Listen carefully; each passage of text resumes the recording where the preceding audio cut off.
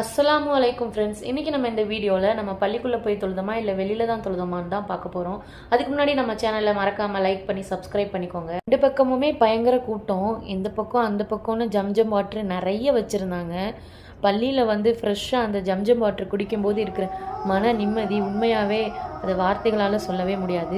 இன்ஷா அல்லாஹ் எல்லாருக்கும் அல்லாஹ் அந்த பாக்கியத்தை கொடுக்கட்டும் நானும் துவா பண்ணியிருக்கேன். அப்புறம் நான் இங்கே வந்ததுலேருந்து ஃபஸ்ட் டைம் இப்போ தான் பஜருடைய வாங்கு கேட்குறேன். அதை நான் வீடியோவிலே கூட சொல்லியிருப்பேன். ரொம்ப சந்தோஷமாக இருந்தது, மனசுக்கு அவ்வளோ அமைதியாக நிம்மதியாக இருந்துச்சு. ஃபைனலி எல்லா பக்கமுமே பிளாக் பண்ணிட்டாங்க. ஜென்ஸுக்கு மட்டும்தான் உள்ளே அலோவ் பண்ணாங்க. லேடிஸ் சைடு வந்து ஃபுல் பிளாக்டு.